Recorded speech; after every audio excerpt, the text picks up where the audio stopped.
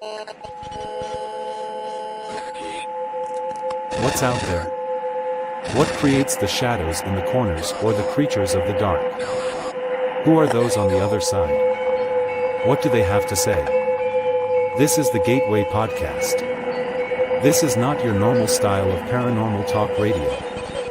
Brought to you live from United Public Radio Network, 107.7 FM New Orleans.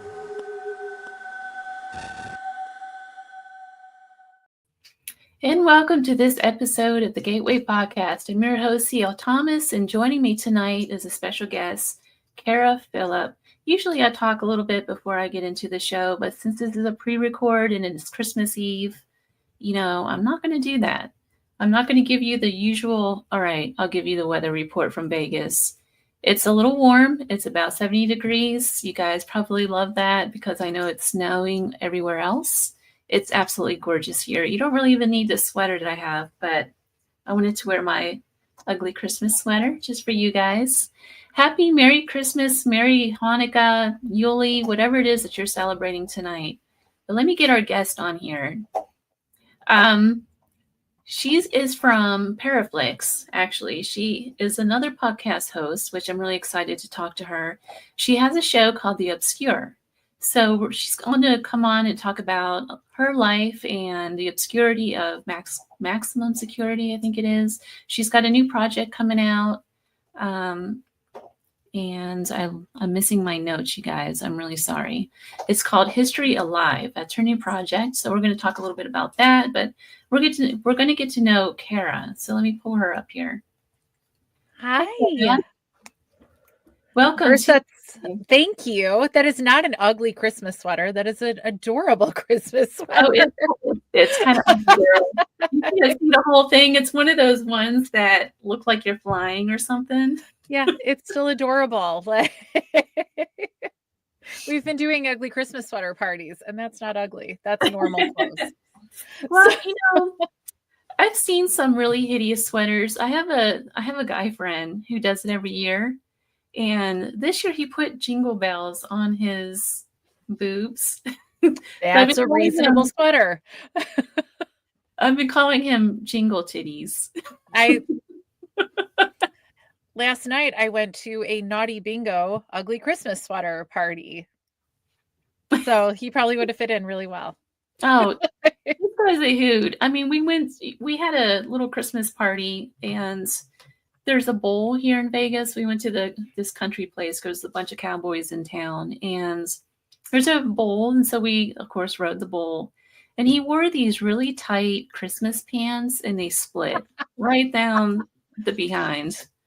Yeah, you just can't. I like him already. This is delightful. This is a good time. Anywhere. So do you have any Christmas traditions? I know it's Christmas and all, so we got to talk Christmas a little bit. So growing up, we always had our family stuff that we always did, and food we would make. I would help my grandma get ready because she lived close to us. So I would help cook. I would, eventually doing more and more. But now as everybody grew up, and everybody has their own kids and their own families and everybody kind of scattered around. Now our Christmas tradition is actually just me and my husband and the kids, we go to a movie on Christmas. We have, I'm sure like every place has them places that you can get dinner, and it's real food. It's not just like appetizers. So we always go to a Christmas movie. So it's whatever. So we're going to see Nosferatu this year. Oh, I love that. I'm really excited. Yeah. So that's what we do. That's our cute, normal thing. And now whenever I had to work Christmas Day, we were really sad about it because then you don't get to do that. And that was just a cool thing that we just started doing. And then we go to my parents at some point, but I'm a nurse and have been for a while. So I think we got really used to who knows what weekend I work or what holiday I work. So we just made it pretty flexible. Now, I have a friend who is a hospice nurse and she has all kinds of paranormal stories. Do you have that too? So without much into your work life, Yeah, no. So I have plenty of paranormal stories, but not as many being a nurse, actually. prior to being a nurse, I do have a cool, like it was an assisted living place. It was not a cool place, but I have cool stories there. But once I became a nurse, I went straight into critical care. So I think I like shut it all off really, really well. And I didn't want to see any of that. It was very normal to be around death. It was really normal to be right there. And I think I very deliberately, I always say from the moment I became a nurse, I didn't see anything for a long time until I started again. But there is a place, my mother-in-law was actually a hospice nurse, so she had her stories, but it was an assisted living place that had gone through various iterations in the building's lifetime. And I think it still is an assisted living place now. People would die there because they do. And there was one. So first of all, I worked in the middle of the night. So that was creepy. That's just always creepy, to work in place. And there were only 2 people working all night. So that's creepy. And you're supposed to just be at the front, but we had to do rounds. And there was one hallway that I learned to avoid. I could do the rounds and I could check in where I had to, but I would never walk down that hallway because I would always see something. And one of my friends, actually, one night we were working together and I said, "There's one hallway, right?" And she goes, "Yeah." And we each drew it so that we had to not, talk about it. We didn't want any bias, right? And we that hallway, we were both like, okay, that's super cool, but there was the story of one room that was, I think, pretty wild. So one resident, she started, this part isn't cool. A lot of stuff isn't cool, but the pattern is, started just urinating everywhere all the time in the room, like just frequently, something obviously wrong, right? So we would spend the evenings or nights really kind of just helping clean her room, doing a lot of laundry. And it was just bizarre. It was a weird, just a weird thing. You don't come across that. And she would start talking about, she would see little people outside. She would talk about the little people. She would talk about a man standing in the corner. She would talk about, just things. And you're like, okay, that's not creepy in the middle of the night at all. That's fine. You just kind of keep doing what you got to do. You go to the creepy basement to do some laundry, but that's fine. It wasn't long until she had a stroke and she died. But so and that was just an odd situation. Another woman not long after moved in and she was fine. There was nothing noticeably wrong with her. It was just time to go into assisted living. She started peeing a lot. We started having to go, yeah. So that's not even, and then she started talking about, but she said kids, like she was talking about, there were kids outside the window. She would see kids. So the other one see little people. She was seeing kids. And then this one started talking about a man in the corner. It wasn't long until she had a stroke. She was like in the dining room eating, had a stroke, and it not long after died. I did not work there much longer. It was not because of the ghost. It was just a terrible place to work. But I went to a hospital after that. But that was, I think, my coolest, are you joking right now? And there's no way. These women, of course, never knew each other. Nothing was, I never saw anything in the room. And I don't think I ever felt anything in the room. But I'm going to be honest, I was pretty busy with keeping this woman safe and doing her laundry now and cleaning up. So I wasn't really thinking, I was like, there is no way. But when the second woman started talking about the kids outside, and there was actually a story that it used to be a school or something once upon a time. And there was one upper hallway that residents would say they saw a kid, like one woman who with definite dementia would say, didn't you see that kid? Didn't you? And you're like, oh. So when you're walking and doing rounds in the middle of the night, it would always be just like, oh, it always felt like a really negative, awful place. So I was so happy to get out of there, but that was my favorite. Just so they had the same pathophysiology for some reason, whatever was happening, they're describing the same things and they both died from strokes. Yeah. And they both were experiencing the same symptoms. Yeah. So that was my favorite healthcare ghost story, but I'm not calling that just a plain old ghost. I don't know what that was. And now many, many years later, I'm like, oh, I want to go back there and, explore that a little bit. but it's still a functional place. And that would be super weird for me to do that. And hey, I worked here a long time ago. Can we talk about this room? But I wonder if they would still have like any commonality, if anybody would be like, yeah, it's still happening. Like that would just be wild.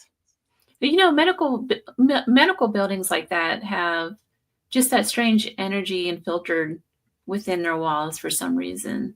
I think a lot of paranormal people don't realize that, but a lot of physicians, I have a lot of physician friends. I used to go to med school and all that kind of thing. And a lot of them do report that there's strange phenomena going on within the hospitals. It can be like those 24-hour care centers, you know, like the little hubs that they have in rural areas. I worked at a psychiatric hospital for a while with it was adolescent young boys from 6 to 18 that they would come in there for different treatments. And I worked just for a brief time, third shift. And what I was doing like medical charts and things like that. It was like an internship kind of deal. And the stuff that would happen in that building, and then the kids would report that they would see ghosts at night and all kinds of things. One day in particular, I had to stay over for some reason, and the medical office that I worked in was right off one of the wings of, they called it the Jaguars unit, which was kids, you know, middle school age kids. That was their wing. And what they would do is when they left, they would lock down that hallway so that no other kids can come in and out of the rooms or anything like that. So they had a motion detector attached to it, and it would not go off unless you physically walk down that hallway. So the whole building's deserted. All the kids were out. I think they were playing football or had something going on. And so everybody was out, and that alarm was going off for no reason, a security alarm in there. And I walked down there several times. Nobody was down there. I'd turn it off, go on back to that medical room, and then something would set that alarm off. And so they looked at the cameras.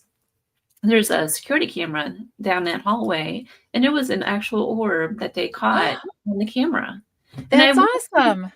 I wish I could have that, but you can't, you know. No, that's the new thing too. You saying that, I forgot. So I have been blessed to work like in new hospitals. I always joke that I go like, I just go to the bougie hospitals, you know, when a new hospital opens, that's where I'll go work around here, a new tower or whatever. Not now I work at a jail, but before that, nice hospital. So there wasn't all of that death attached to the buildings yet. Right. You know, and it's a brand new building, brand new tower. It's not all that gorgeous marble that one of the hospitals we had in the area. That was very creepy to be in. That tower is gone now, unfortunately. But so we kind of got all new hospitals real quick together. But it's the Purell motion sensors that started. So I worked in a very, you know, pretty new hospital. Now it's like 15 years old by now. But the ICU that we were in, still pretty new, some death. There was actually talk of a medium that was a patient a couple of years before I got there that would describe, she did tell the nurses about past patients. She's like, oh, this one says this, and they remember the patient. So I was like, that's really cool. But I never got to have that experience. But there was one room that a patient that had been with us for a long time. It was COVID. It was during COVID. So there's a lot of death during that time. Yeah. It was Christmas Eve is when he finally, you know, left us. And so this was the start of, I guess I always say nothing ever happened once I was a nurse, nothing ever happened at work, but that's not true because of this guy. I remember this. He was in the room still, you know, yet to go to the morgue. His wife had left, and the bathroom alarm, like the pull, went off in the room. So nobody was in there except him. He was not getting up and pulling on that. We literally kind of everybody walked in there together, three of us, just very slowly to look. But for as long as I stayed there, I was still there for like 3 more years.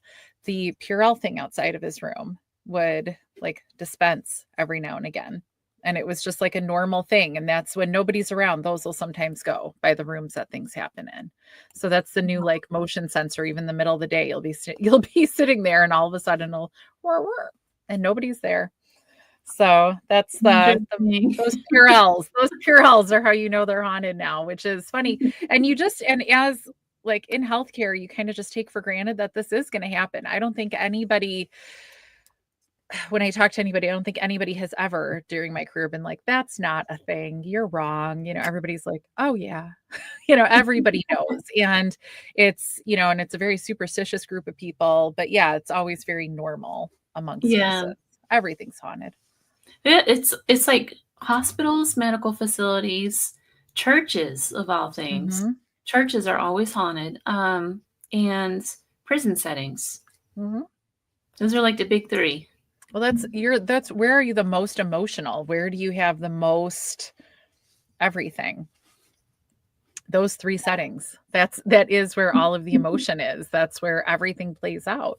So people, whether they stick around because they just never left, or if they come back, who knows? We don't know. But those are settings that people, churches, either most exciting or saddest, or your actual funeral, and then prisons, jails, and hospitals. There's a lot that goes on there. Which they all seem to overlap anyway. They're all the major life situations. Mm-hmm. It's really interesting. So you kind of grew up, we talked a little bit earlier, text. You kind of grew up with the paranormal in a way. I did. So I never thought it was anything, that interesting. I always thought I just kind of took it for granted. When I was about 2.5. We moved into the house I grew up in. My parents only recently moved out. And it was actually a man built it. He had one daughter and a wife, and she was an only child. So the wife had died. I don't know if she died in the house or at the hospital. I have no idea. And this would have been like late 70s. So it's not real easy, to go back and find that. So I really haven't tried too hard either. So she died though. The daughter, my understanding is, never got married, stayed in her same bedroom her whole life, stayed with the dad. So they decided after the wife died that it was time to sell the house, move away, and they went to Arizona, as I understand. So he was about to sell it to somebody else. I think, kind of handshake agreement did, whatever, as I was 2. So I don't know the whole story. This is the story I was told. He saw my parents and me, and he said, oh, you guys are moving in. You are buying the house. And my parents said, cool, because we wanted to, so they didn't, they didn't think too much of it. They were just thrilled they got the house, and it was a fantastic house to grow up in. I'm so glad they did. But it's when he saw the two of them and me that they said, this is it. So, because I was naturally blonde back in those days, and so was the daughter. And, he just saw us and said, that's it. So we moved in. I went into the daughter's bedroom because that makes sense. It's the kid room, and my parents went into the parents' bedroom. It was not, it was a 2-bedroom house. And I grew up talking to, so it's Mrs. Bauer is who it was. It was totally, the wife. It was totally the mom. So she would talk to me, and and my mom would hear this, which is wild. Like, she would walk up the stairs from the bathroom and hear this. And I would say, did you just walk past your daughter's bedroom, listening to her talk, at 2, 3, 4 years old, and hearing somebody talk back to her? And she's, and at first she would say well, what was I going to do? I wasn't going to tell your dad. You wouldn't believe me. And then she realized after a while that made it sound like she didn't want to tell my dad. She was afraid to say something. And she's like, no, it's just, I knew it was fine. Because she could hear Mrs. Bauer talking just as well as I could, so she also grew up hearing and seeing and talking to ghosts. On my mom's side of the family, you can go to a family gathering and say that house is haunted, right? And they'll be like, oh yeah, this is what I saw, or this is what I heard. Nobody says, are you crazy? Everyone's like, oh yeah. And there's a conversation just as much as you would say, what color were the walls? And you would talk about that. So nobody thought anything of it. She would even hear, I guess, out the window in the then empty lot, she would hear get-togethers, parties. Nobody was out there. She was just probably hearing, just somebody there. So she's like, yeah, I kind of forgot about that. So she just never thought anything of it. It was a normal thing. Huh? That was just a normal life thing. just normal that there would just be a ghost talking to me. And I thought it was just perfectly normal that I would have these conversations. And it was probably more when I was younger. As I got older, I wasn't like, oh yeah, having a talk with Mrs. Bauer. I just always knew she was there. I could just always tell. And that's probably to this day about as far as my like abilities extend, because I never really dug too hard into them. Maybe because I took them for granted. I think I was just always like, I don't feel like she ever pushed anything. She was just happy to like watch and happy to be there. And I think as I got older, it was probably harder to, have that same kind of communication. I wasn't as open to it. And I think she was just always there. My parents redid the upstairs of the house when I was probably like 9, 10, and they spent one night in my room. And my mom always says that's the most peaceful night I ever had in the house. They had that house for like 3+ decades, but she says that was the best night I ever spent in the house was in your room. And I'm like, that's so weird okay. So, cause she was like there when I was, I think like 13, 14, I was at, my computer. It was huge though. I always like laugh at how big this computer is when I remember it.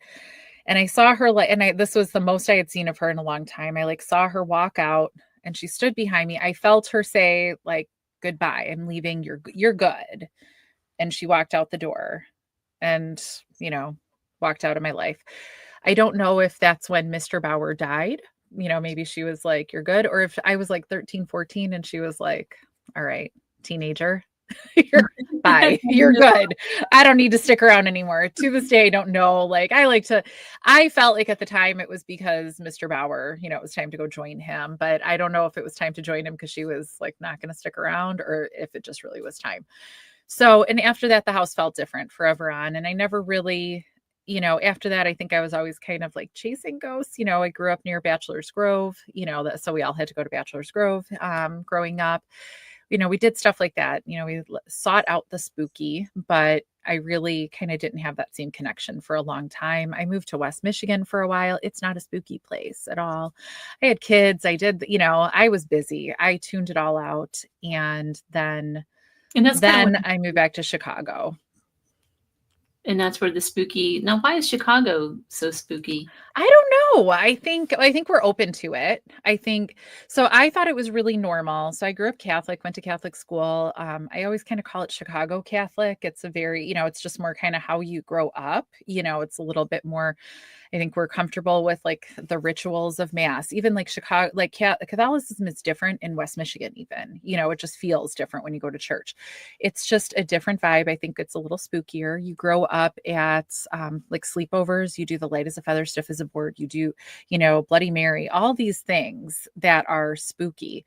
And when you talk to people from other areas, they're usually like, I don't know what you're talking about. Like, why would you do that? Or it's normal to want to go to cemeteries at night if you're a kid growing up in the Chicago area. It is not. When I moved to West Michigan, I said to my then husband, I said, why are there no fences around the cemeteries? Like and he's like, why would there be fences around the cemeteries? And I was like, because don't kids go in there and drink and smoke at night? And don't you want to keep people out from doing things in the cemeteries? Like, no, that's not a thing. And he was very like bothered that I would say any of this. And I was like, oh, it's different here. And it is. So I think it's just a spookier place. But then I was tripped out when I first started talking to somebody that lived in Louisiana or New Orleans, most specifically.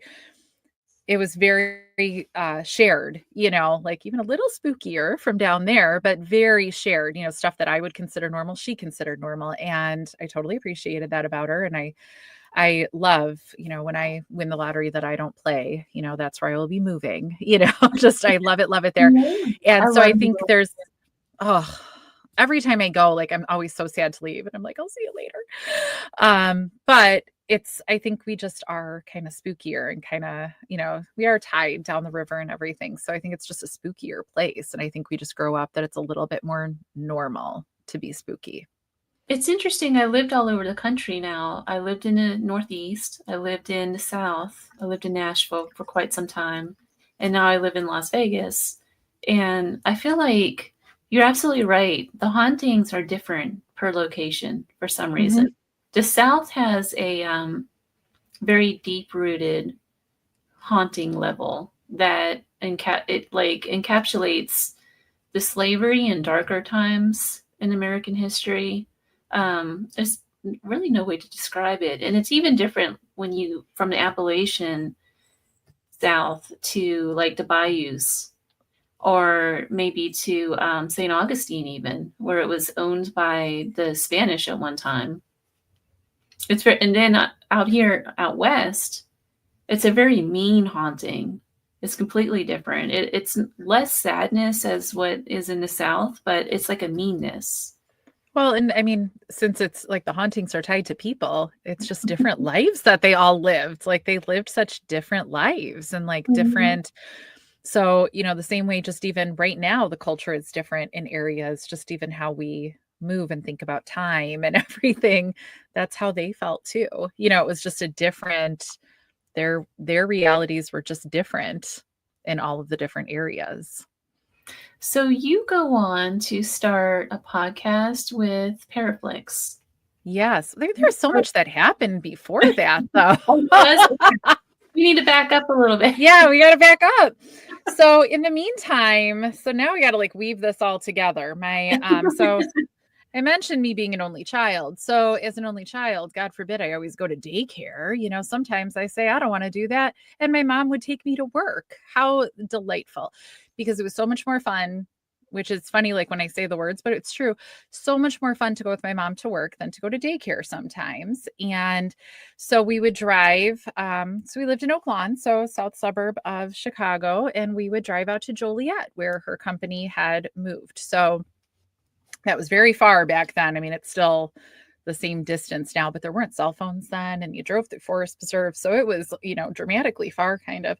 Now it doesn't seem that far, but so we would drive out to Joliet, and in the meantime, we would pass some history, and there would be some cool things. Oak Lawn is a south suburb that was a farm relatively recently, just a big farming community. It was the bedroom community of Chicago, and that's where they got their milk from for a while. Now it became a commuter thing. Joliet, Lockport out here, it was its own entity, really. It's not a suburb. Now it kind of is, but then it was not. There were some cool old things out here, including the Old Joliet Prison, which is, Joliet Correctional Center. So it was built in 1856, and it is made of Joliet limestone, and the same architect that designed our water tower place downtown. And so it looks like a castle. It's limestone. The turrets are limestone. It just looks like a castle. And the wild thing about it is it's a maximum security prison that is just right up on just a normal road that you drive down. It's just Collins, it's no, it's no big deal to drive past this maximum security prison. And it's actually on two sides of the road. There's the main prison, and then there's the annex on the other side. And actually, when people are coming to go to DOC, to go to prison, they're getting dropped off on the one side and they have to make it to the other side. It's crazy that this is just right in a town for me. I still think it's wild. So we would drive in.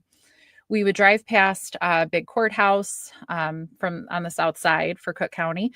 And we would often then follow the buses that are going to DOC. So when you go from jails and things, you go to the Department of Corrections to get processed. So they would get processed here and placed. So we would literally follow these buses all through the forest preserve, and then we would see these buses pull into the Sally Port. We would see these prisoners get out. There's a forest preserve. So forest preserves are a thing around here that I thought everybody had. We don't. No, so it is. There are forest preserve districts by county, and it's areas that at some point in time, they said, we're going to not develop this.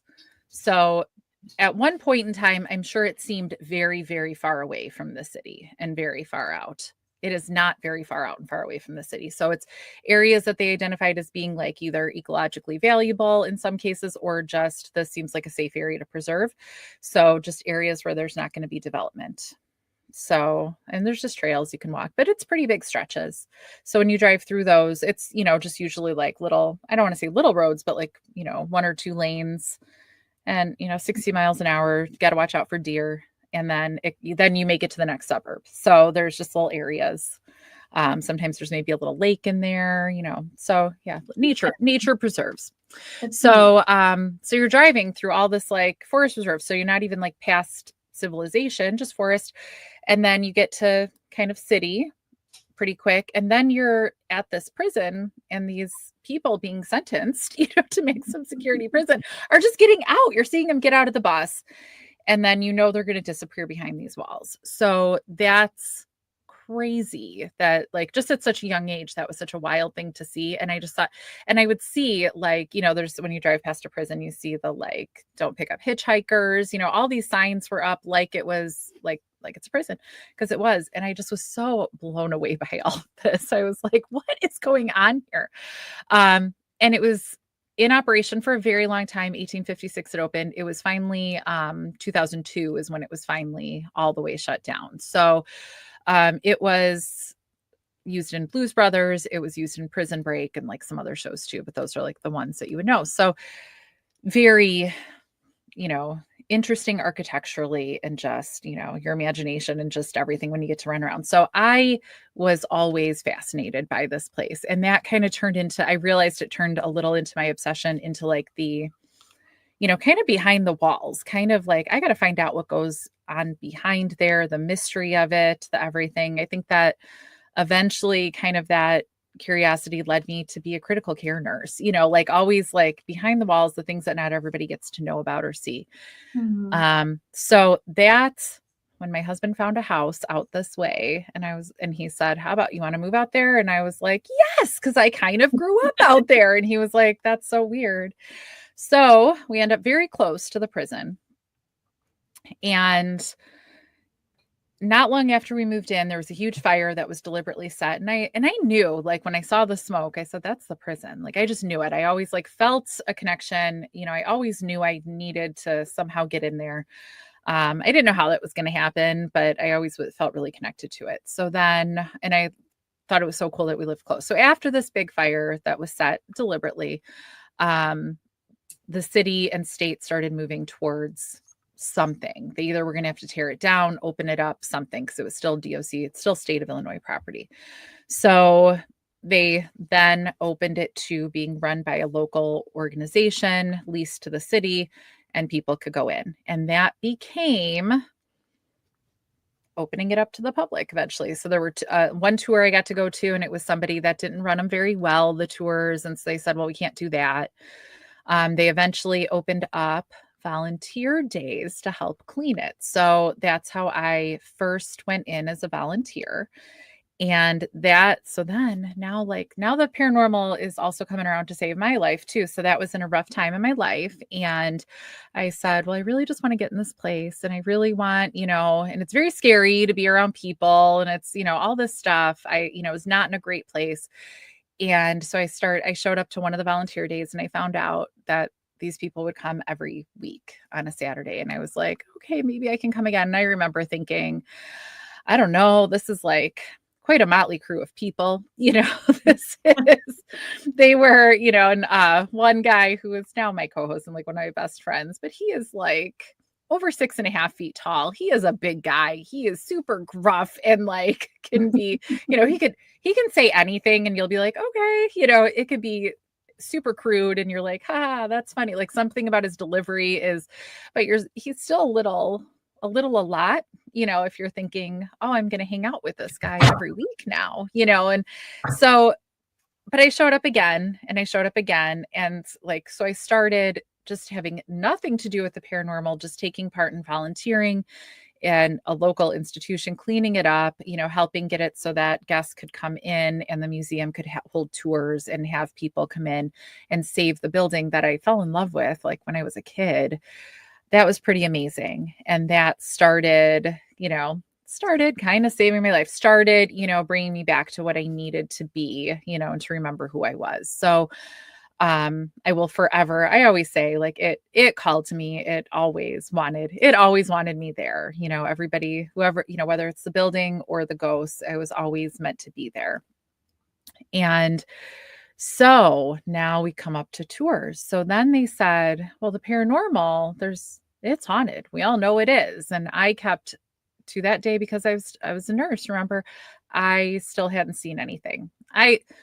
I lie. I would be like, did somebody see that? And other people would, but it wasn't good enough. I kind of didn't want to admit that I was seeing something, it just, I don't know. I wasn't open enough to it. I think I wasn't in the right, like emotional space, headspace to actually be open to anything. I think they were trying to Were you an investigator, interact. like a paranormal investigator?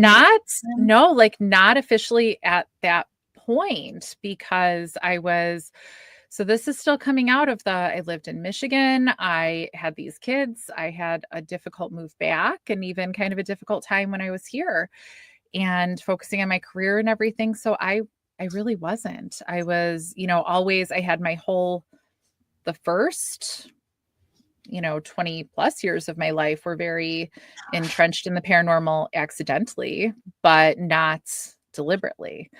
And I wasn't in a position to like even think about going and investigating. We went to a ghost tour at the prison when they first opened them up, but I was like, I'll go on any kind of tour just to get in here. It didn't even matter. It could have been an architecture tour and I would have been in there just the same. There was no priority on it being about ghosts, honestly. Cause to me, ghosts were just a thing. You were going to see them if you were going to see them. It wasn't even that, I don't want to say exciting, but kind of, and I just wasn't in a position to be like officially doing ghost stuff really. And so during our time at the prison, so as we're cleaning it, as we're doing things, we're starting to have interactions. I always say it's like the 28 days haunted model, the Warren model of like when you spend that much time in a place. I was never there 28 consecutive days. That would have been wild.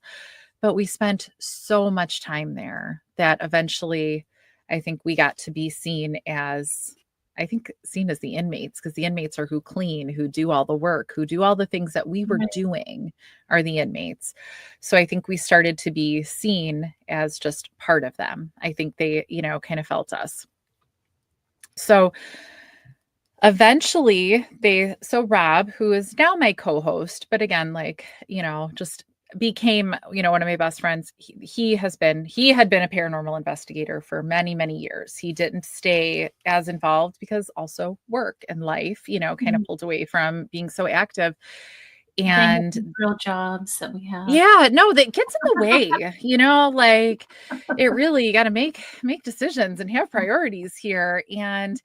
And we all know, one constant of the paranormal world is it's very dramatic and people have a lot of opinions and there's a lot of personalities. Yeah. And that is one constant that really has always been present and never changed. So it's just new people. So he, kind of said, I'm going to just focus on life and not worry about all of this. And, chose all of that. So he had kind of stepped away a little bit for a while too, until he was asked by the museum to run the tours. And he said, yeah, that sounds great, because he loves more than anything just talking to people. And so I just started, he and I and one of our other friends there, Nikki, we were the people that were just consistently always there. And that was an amazing experience because, we can all go to these places. I can go to 10 different places, 10 different weekends. But honestly, when you're just kind of quick scooting by these places, you're just seeing them and getting to explore them. How much of that is, great quality investigation. For me, I'm going to say for me, not really, because I'm just so excited to go explore every nook and cranny. Please, like, I want to see that staircase. I want to see that peeling paint. I want to see everything. So did you get to know the spirits that are there? Yeah. So after a while you do, right? So there was some areas that I think I was just kind of like, little bits and pieces I was picking up. But then finally I had an experience that I just couldn't deny, definitely like a full body, big apparition, like sound, sight, and other people even like seeing this, that I think while I was seeing and hearing and feeling things for a long time, I was still keeping the door kind of shut a little bit. And after it just kind of said, here I am, like, enough of this, I think they finally were like, it's time. After that, I was pretty good at knowing what was going on there. So I always call that apparition, that first really big, and I stick with it. I always called him my guard. And that's just what we called, just they would say, oh, that's Kara's guard. So it's definitely a guard. We know that. And I'm the worst. I'm the worst historian ever. All of my friends are way better at like remembering every little detail. Oh, I read about this once. And so we think we know who it was. We think it was a guard that was actually killed in a riot. But sometimes we would hear, and I mean, or it's not, you know, who knows? But it's, you know, I don't even think we had enough time to really, because the story continues with the prison in real life too. I don't think we had enough time to really be able to sit down and really properly assess, you know, if this is the person. But it got to be really normal to hear. So the inmates have soft shoes that you're not going to hear, you know, steps really. Guards have boots. So there's one area we would hear footsteps. It was the guards. There was, you would see, I would see him. And one time we were on a tour and one of the guests goes, "There's somebody up there watching us." And I said, "Yeah, there is," you know, and you could see him just kind of like leaning, watching. There were a few times like with Estes Methods on like even like the celebrity type tours, you know, stuff would come up with it. So I always said like, it's my guard. He liked me. He didn't like everybody, you know, but we were cool, you know. So eventually you have people, there's personalities like in West Seg, they would be the funny ones. So if you had like a spirit box or something, they would be the funniest. And they had time on their hands and they wanted to talk. So they had, you know, kind of even just that area had that personality. So eventually, or even my favorite would be at the beginning of the season when you would walk in, because it's cold, it's not heated, it is stone, it leaks, it's not in great shape. So it gets very cold in Chicago. Yeah, it gets real icy and cold, very. So we wouldn't really go in for at least a couple months, like kind of like mid-December to like late February, we would usually not be in there because it would just be, and it's just icy and not that safe either. So, but you would feel when you walked back in for the first time, it's like, I always describe it like this. You could like kind of see, but you feel and almost hear it, they're like excited we'd be back. You know, it'd be like, you know, you'd say, "Hey, we're back." And you could almost like the building would start to like, you know, the yellow would be brighter and you could just like feel is, you know, what it would be like.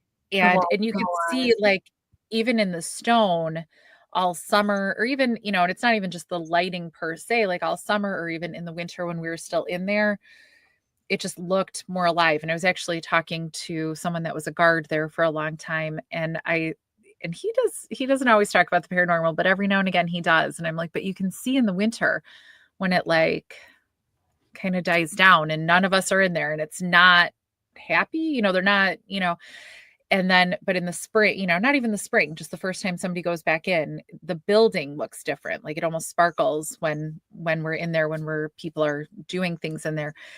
And he said, "Oh my God, yeah, like he's seen it too." And I was like, "See, it's, you know, the building loved us, you know, and so he would say, there was one day, it was almost my last time in there, one of the last times, and that's part of the story.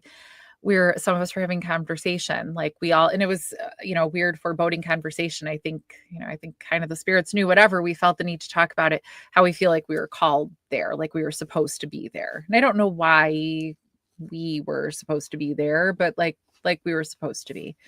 So I think definitely they got to know us. Definitely, you know, we got to know them. And we had a great time when we were there. So we became the paranormal investigator people. So we would, whether it was a big tour that we would lead, just open public tours, or be part of like the rentals or just our own investigating, we spent a whole lot of time there and kind of facilitating that. So I am very biased. I love going to new places, but my favorite is just having a home place to be part of, because the same way I like, you know, you like a home to go home to and the people, you know, you like in your workplace, the people, you know, so it's the same kind of feeling to be with the people that are there. Because I think to me, the hauntings and the ghosts aren't just, don't get me wrong, it's cool when a cool thing happens, but I think it's way more than that. It's getting to know them. So I was spoiled that I had that environment. So then, able to communicate with them and help them in some way?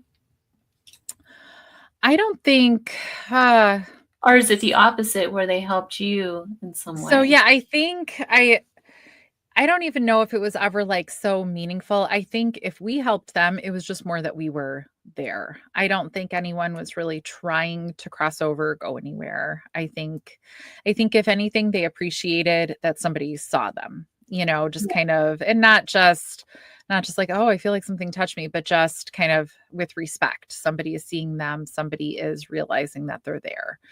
And then the hard thing is too, how many things, and when you're in a place that big and that much time and that much just trauma and everything, how many different hauntings do you have going on at the same time? And I don't mean individuals, I mean types of hauntings. There's one area that in the gym that the guards would walk to get to their area. That was just where they would walk. Pretty reliably, you could kind of, like I would see like kind of just like a shadow of the path, like them on the path. And you would just hear murmurs and they would just kind of like go in the room and it disappears just over and over again, just them walking back and forth. I don't think anybody was consciously haunting that little walk. I think it just happened enough. I think there was enough trauma there or energy or whatever it is. And I think that was just an echo. I don't think there was anything going on that we were ever going to interact with. I think we just sometimes got to see it. How much of it, but how much was actually very deliberate. There were times like on the spirit box that they would say our names, or there was a cute one that I thought was so cute. So Nikki that I mentioned before, she's shorter. Like we would always joke about like, because Rob is very, very tall. So Nikki's short and he calls her fun size and short. So it was saying, it knew Rob's name, it knew my name. And then Nikki goes, what about me? What's my name? And then it said short. And it was like, we thought that was the cutest and delightful. And so I don't think like say with them, so that's more conscious, obviously. I don't think anyone was even looking for anything. I think they just wanted to be humans and seen. And I like now as I'm in a actual operational jail, I think they just know, I think the spirits know that they're there. And that's kind of what it's like being with inmates too, like live inmates. They know they're there. You're not moving them on. And I don't think they're looking for that necessarily. I think with prison, especially by then they were sentenced. This is where they are. I think they were just looking for that human interaction. And I think they liked that. I think they appreciated being seen. So I think, who did more for who? I think honestly, probably we got more out of it, getting to have that interaction and kind of that learning and that experience. I love that because as in the paranormal community, especially in the TV show world in Hollywood and all that, we're so focused on the scare part, the scare factor, that we forget that a lot of these interactions with the spirit world helps us in some way on a personal level. At least that's how it is for me. I can't speak for everybody, but that's how it is for me. I think but I feel like that with people too. I love people and I love like the interactions. That's not to say some people don't annoy me sometimes. And sometimes I don't want to do that interaction. But, for the most part, I love people so much. And I just love the interactions and I love learning things. And I think for me, like I just love that interaction with a spirit, and even if it's just like that little thing that they say short, like get out of here. Like, and I, you get so much out of that, like intelligent interaction and just that they are real people and teaching you something about the other side. And I get such a kick out of that. Yeah, I have to agree.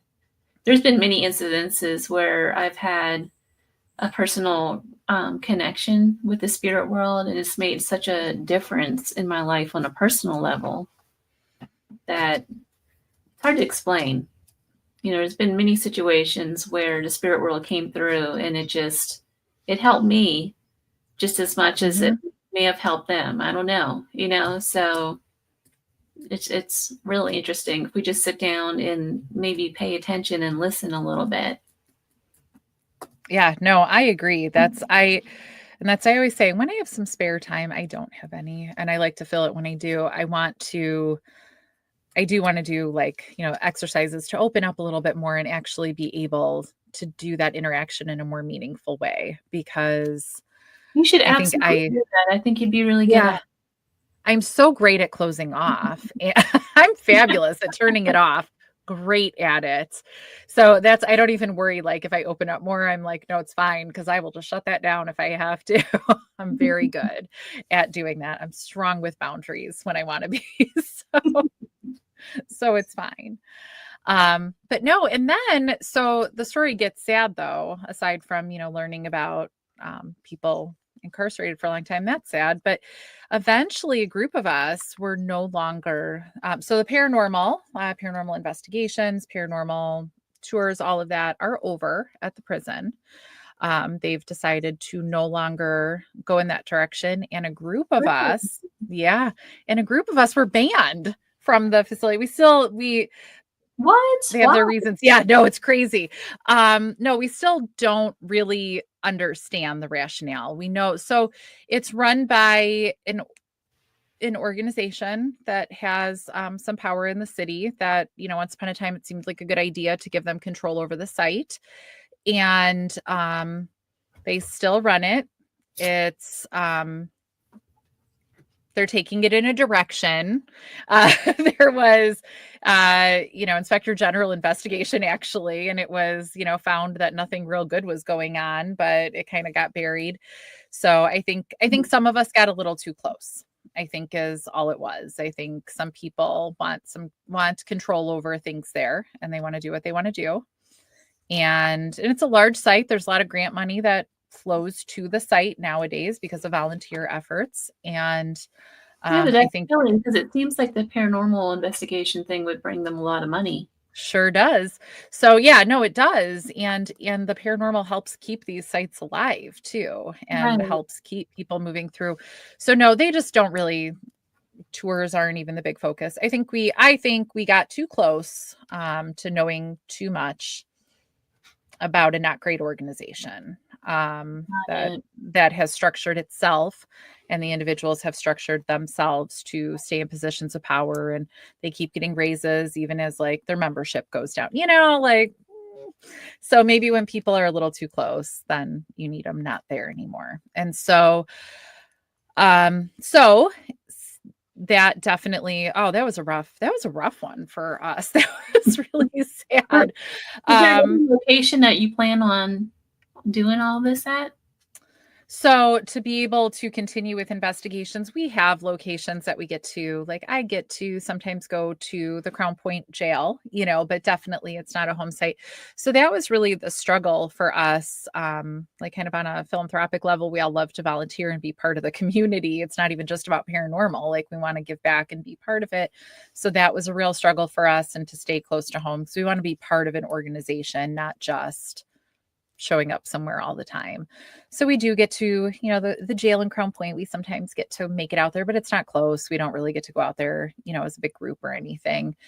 And they have their own core group of people, as organizations do. There's the Rock and Roll Museum in town that we're now not on a paranormal level, on a volunteer level, we are at now, because we do want to still be part of the city and elevating it, because it's not all about the paranormal. And I get to stay more involved in the paranormal because of my shows, but that's how I get to stay involved. So, my little plug, but really just part of the journey. So Into the Obscure is now on Paraflix, because I love having more of a show than a podcast that I have to be on top of every week and everything. And now that big, tall guy that I was kind of a little scared of when I first met him many, many years ago now, that kind of we accidentally became best friends, is now my co-host. When it was time to look for a new host this year, my husband, who's also, we're all friends, he goes, it's Rob. And I was like, of course it is, so I get to be on that journey with him, which makes it really cool too, because when it comes to then to go forward and investigate or do anything, if you're already like in this project with your best friend, who's also a paranormal investigator and has been doing this forever, it's really all just built in and awesome. So for now, Chicago has a pretty active, paranormal scene. So I get to kind of be part of that. But in the end, I really just want a home place to be part of. That's why it's so sad. So, well, tell me about, I guess a lot of people probably don't know what Paraflix is. There's a lot of streaming services out there. So what is There Paraflix? are. Where can people find it, and how do they find your show? And what tell So, us about your show? okay, so Paraflix is a streaming service for the paranormal. And you can find the app like in the App Store on, on Amazon, Fire Sticks and all of that. So it is a subscription-based service and it's paranormal TV, but it's also there's more than I don't want to say just paranormal, but that's probably the blanket, statement, but it's, kind of outside of the normal stuff. So I love it for that. It's, just kind of a nice one-stop shop. And Into the Obscure is my show, and it's a talk show centering on not just the paranormal. I will say sometimes I have my paranormal investigator friends on, that's fun to talk. But it's, things that are just more obscure. So maybe we'll talk about serial killers. Maybe we're going to talk about a haunted horror museum. Maybe we're going to, so just obscure things that are just kind of outside of the normal, but it's not necessarily, let's talk about every little detail about that. Sometimes it's just getting to know the people a little bit more. For me, I want, and even though the show is still like on a, one spot, you're going to find it on Paraflix, I want the paranormal to become, just an accessible thing for everyone, not just somebody that's going to talk about demons on a popular show and make it scary. I want it to be accessible. I want it to be something you can talk about because I love people. I love them so much. And I find when you say to somebody, oh, I do this thing with haunted stuff or ghosts, or, you just kind of put it out there. It doesn't take long before they go, wait, I have a story and I want to talk about it. And when you become that safe place for somebody to tell that story and start learning more and talking about it, I think that's magical and delightful. So that's, kind of my motivation, because that's what I learned being part of the tours and being part of these bigger groups when I was at the prison. People just really want that place to, learn more, be able to talk about it, ask some questions, and kind of make it accessible. So there's plenty of people that are making, things talking about demons or even just documentaries about locations or everything. But that's not what I'm looking to fill. I'm looking to fill let's talk about it and let's bring it to more people and make this accessible. So we talk about obscure things and paranormal things on Into the Obscure. And as a little side thing, I have not updated it lately because we have to come up with some more, from the memories. But one of the band from the prison is a retired correctional officer from there. So he ran guard tours. And so he tells his stories about working at the prison and being a guard. Oh, So that is so interesting. yeah, it's not even paranormal. It's just about, his stories, his life. And it's all those stories that, we don't normally get to hear, because I have a whole behind the walls obsession too, not just, Right. ghost things, Ooh, but hearing about, I want to know all the stuff that he says. yeah, and so I just have that, that's just on YouTube and TikTok and whatever, just as a fun thing for us to do together, just talking to him, because I thought in the banning and those tours ending and everything, I thought that was the biggest sin. It's one thing, if I can't be there anymore, I'll survive. But for people not to hear his stories, that's living history. That's things that he experienced, that's such a shame that people aren't hearing the stories. So Yeah. So that's our Obscurity of Maximum Security. So when he thinks of a story, when he has stuff, then we record something. So we were going, fast and furious for a while because you think of all the stuff. So now we just kind of chilled out for a little while, but that'll always be there. So those are my big ones. And then hopefully History Alive, the new thing that we're working on. Hopefully that is on a wider platform, but that's still the same passion of bringing history alive with, through the paranormal and learning more about it that way, and how, again, it's connecting to the individual. So it's, you talked about it, the hauntings are different in the different areas because these people are all living such different lives. Mm-hmm. A haunting is going to be, even just here, in Chicago, is going to be different in a maximum security prison than, someplace that has nothing to do with that. A church is probably a little different. So have you had a lot of mob activity in that prison? Not that I know of. That's everything up here is everybody always says it's the mob, everything. Well, it kind of is. But it is, right? Like it's normal. What was it? Rock Island, I think it was.